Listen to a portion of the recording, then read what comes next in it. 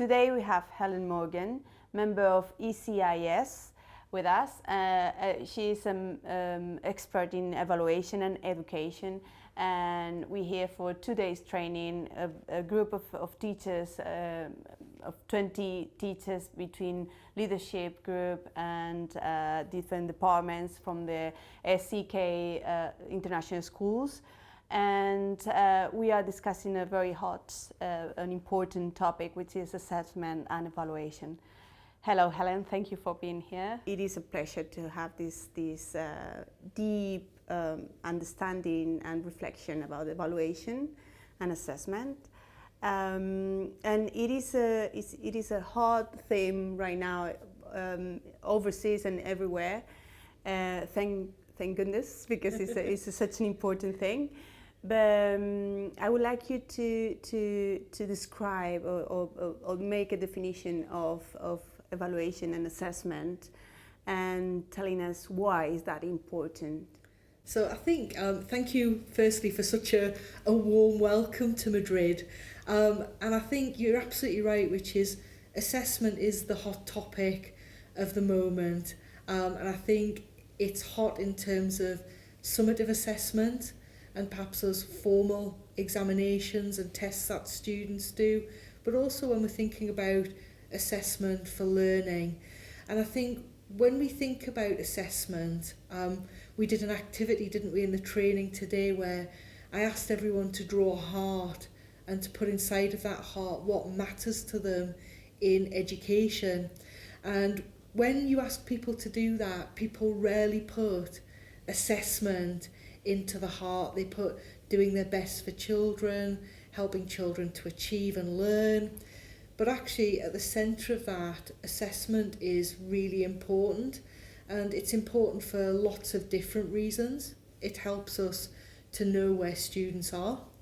It helps us to think about where we need to get students to.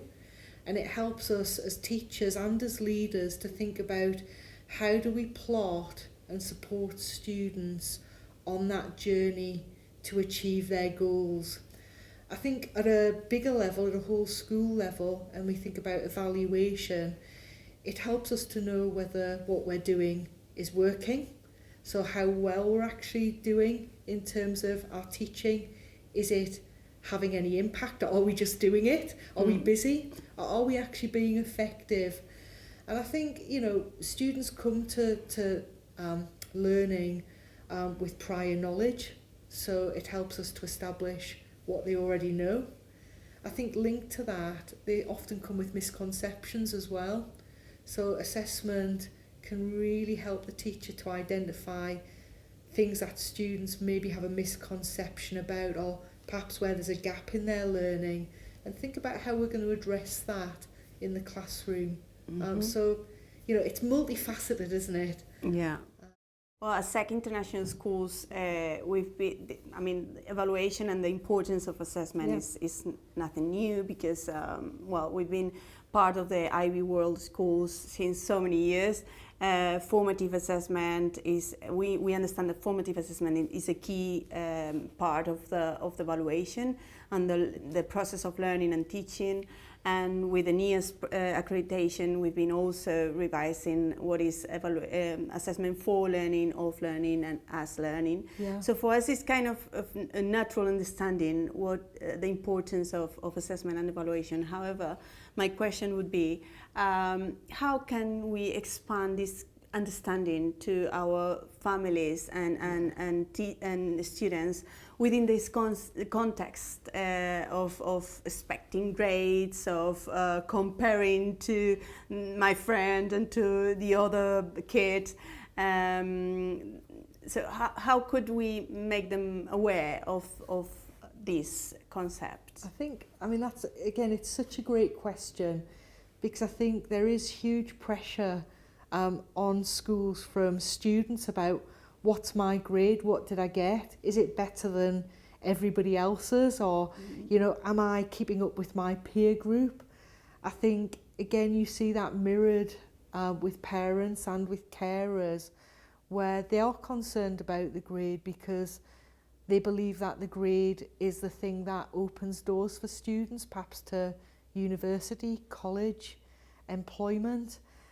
I think the focus on assessment for learning and assessment as learning is about making that shift where we begin to see learning as a process and something that isn't just for school and isn't just for tests, but we see it as something that is really useful for life.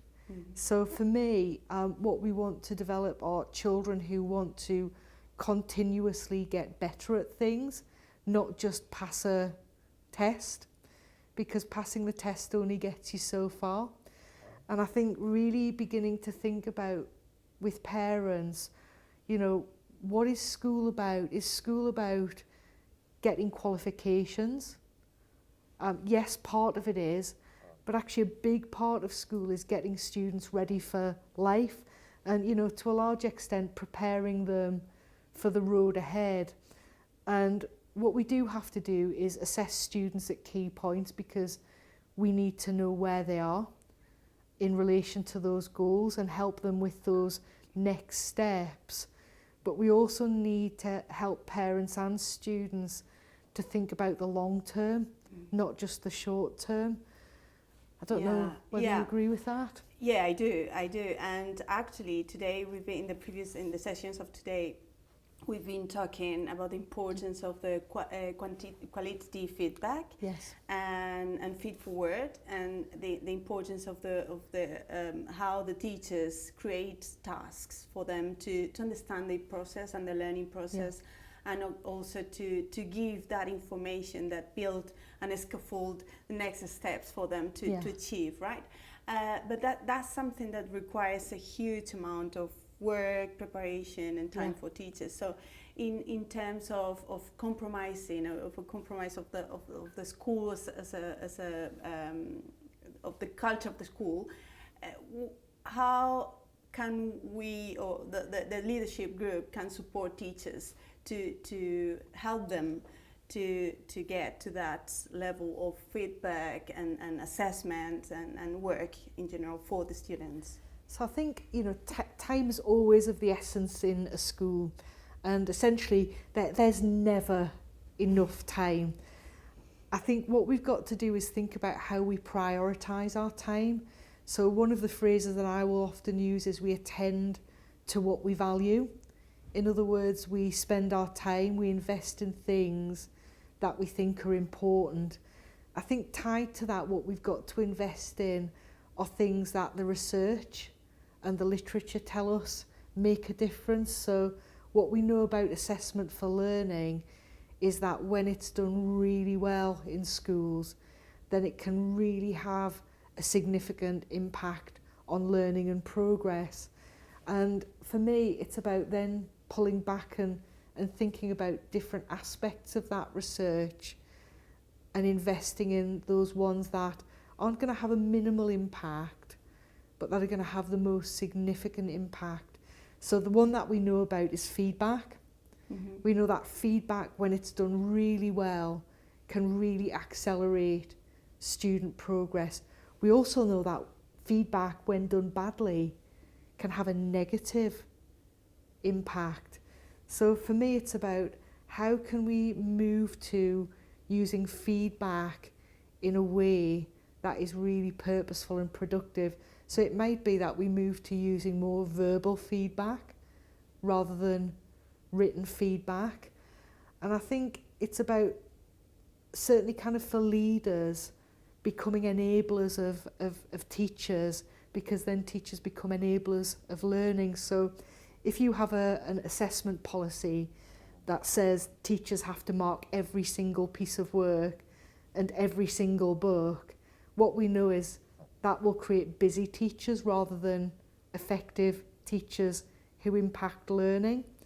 If we say actually we don't need to mark every piece of work, we need to mark key pieces, and it's fine to do really good quality verbal feedback, then that probably gives teachers the remit to really invest in doing that feedback well with students.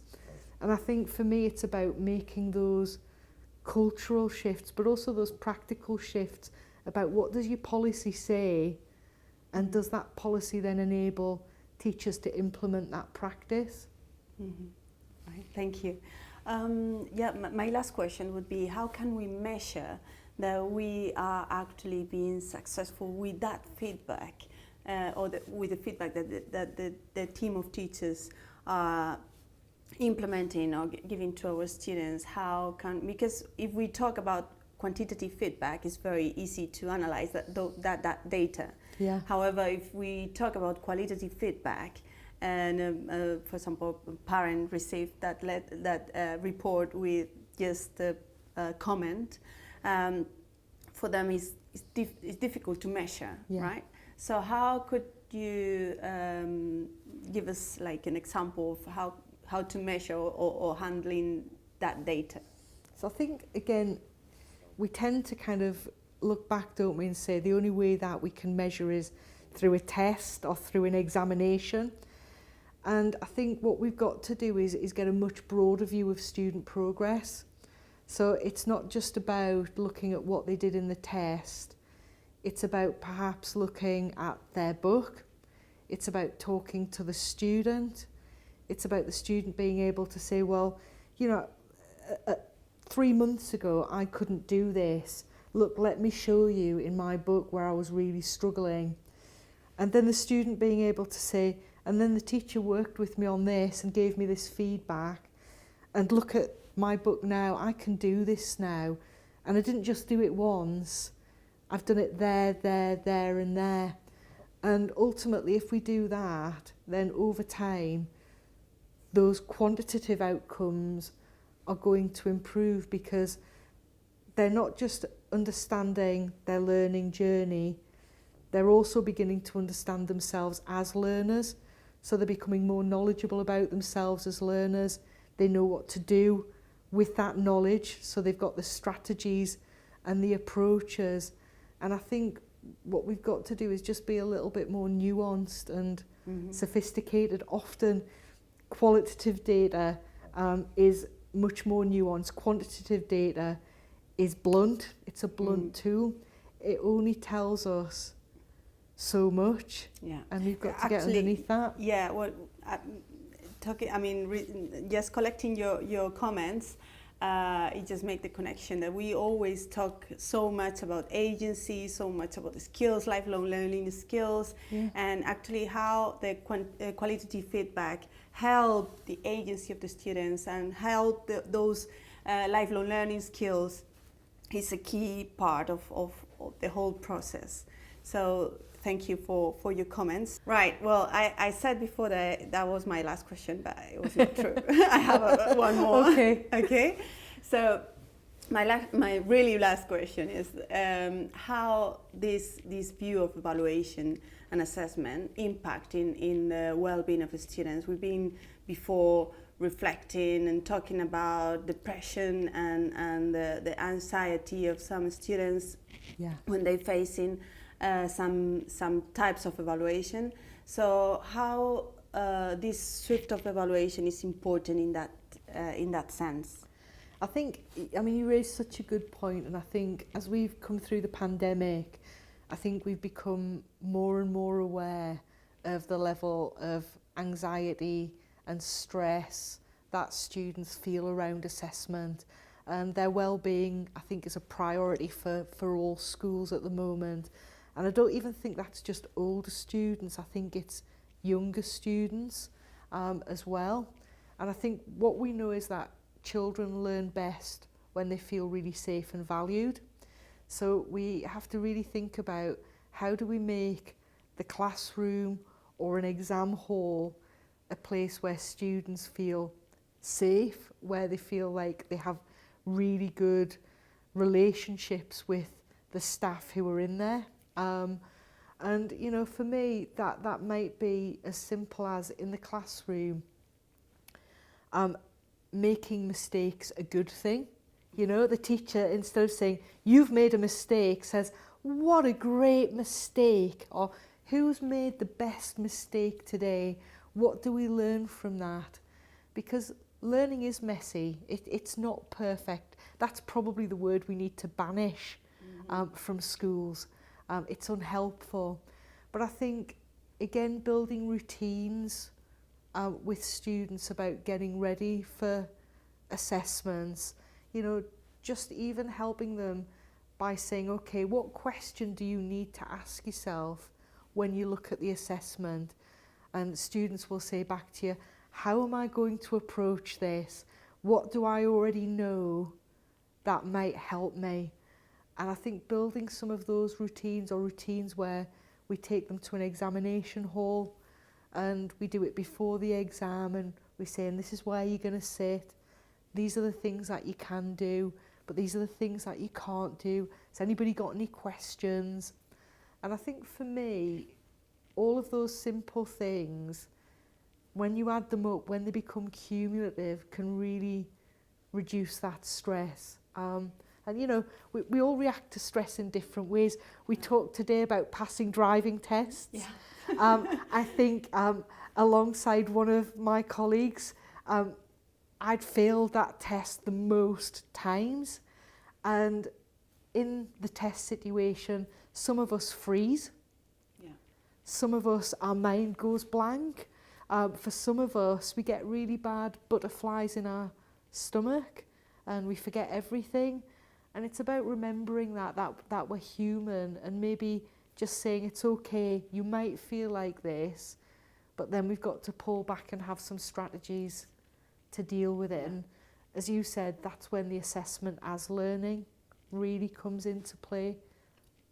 Well, thank you so much. I'm very looking forward to the session of tomorrow. Thank you. And I hope to have you back sometime soon here in Madrid or at some other points at SEK International Schools. And yeah, it is a pleasure. Thank you so much. Thank you for inviting me, and thank you for looking after me so well as well.